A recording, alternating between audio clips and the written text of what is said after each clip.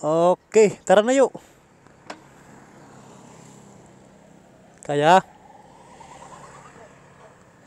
Okay, mula dito sa Liloan, Southern Leyte, masipag pupunta kami ngayon sa Hinundayan, Southern Leyte. Tingnan natin kung maganda ba ang view papunta doon sa Hinundayan mula dito sa Liloan. So dadaan kami ng St. Bernard o San Juan, Cabalian, mga kasipag. Let's go! Time check! 1:39. So PM. So 1:39 PM. Ayan, so nandito tayo ngayon sa Liloan sa may bandang hospital.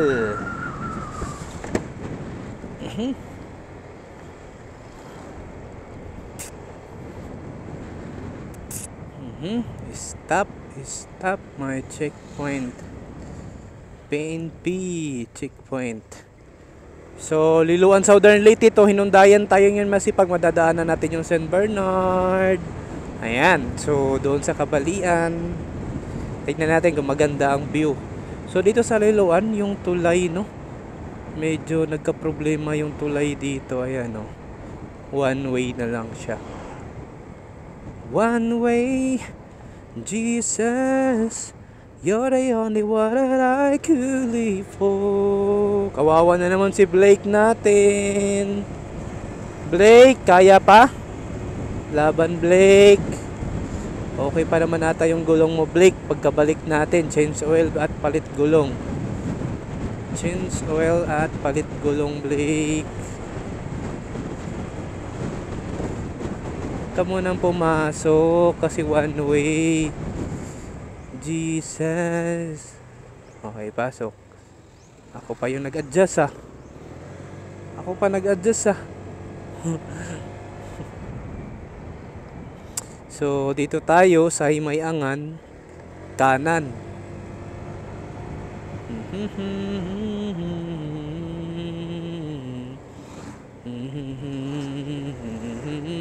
Pangit ng daan kasi dito sa kanan. So mayroong magandang view dito sa Liloan, yung Tagbak Marine Park, Liloan, Southern Leyte. Pero sabi nila Tabugon pa daw to na part, eh. Ayan. Kawawa na naman si Blake natin. Liloan, Southern Leyte to, Hinundayan sa Biasong daw, masipag. Pesta daw po ng Biasong, no, sa aming kamag-anak sa pinsan, sa tita ko. So shoutout sa mga taga Hinundayan, lalo na sa barangay Biasong. Hindi Bisong, ha, kundi Biasong. Uy, nadaanan na natin yung Tagbak Marine Park. Yung Tagbak Marine Park. Bakit kaya Tagbak? Sino nakakaalam bakit Tagbak Marine Park ang tawag? Sino kaya nakapag-isip niyan? Uy! So, di ko pa ganong kabisado ang papuntang Hinundayan na daan. So, nagpagas tayo, no? Yun ay full tank.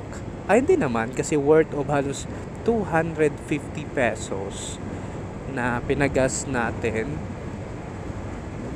Ano? So, puno yung bar. Tingnan natin kung itong 250 ay aabot sa Hinundayan. So medyo may kamahalan, no? Pero tipid naman itong ating Blake natin, eh. Si Honda Blake 125 lang to. So tipid daw ito sa gas, lalo na yung Honda Big. Yan yung pinaka-the best motor na to, eh. Pang masa talaga, no? Tipid. Pwede pang hanap buhay. Ito yung ginagamit ng mga karamihan mga rider. So pinagkakitaan talaga nila kasi meron siyang sabitan, no? Gulay board din, pwede pa ilagay yung helmet dito, diba? Ayan yung kinagandahan. Tell me what I gonna be. So tingnan natin kung anong oras tayo darating, kasi nga 11:41 ay 1:41, puro ako 11 PM, ha.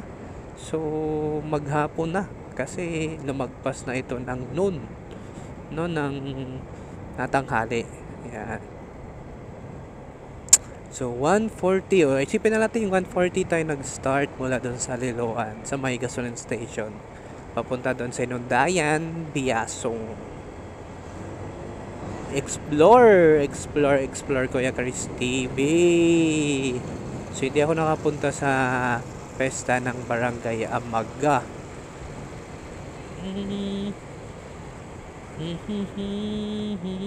Ito, Tabugon. You are the one. Shout out, Barangay Tabugon. Tabugon. Medyo malayo-layo itong Hinundayan. Di ko ganong kabisado dito.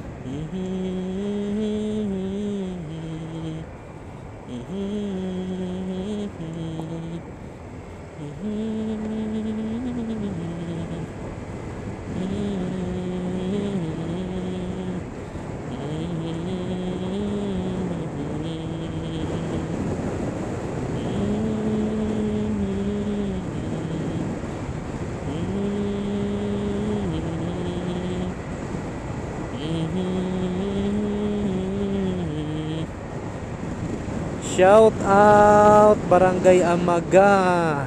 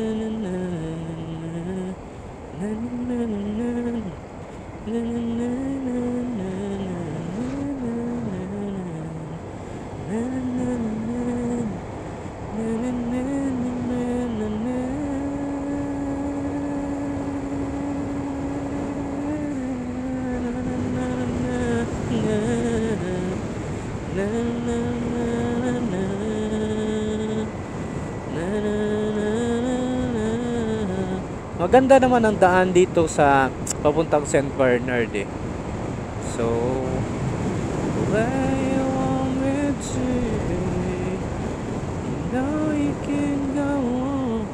So, ito na yung Himayangan, Barangay Himayangan, Liloan Southern, Leyte. Malaki itong Barangay Himayangan na to eh. So, doon, pasugod yung diretso. So, dito tayo pakanan, papunta Hinundayan. Ayan o. So, dito tayo pa Hinundayan. Hinundayan, Hinundayan to Silago.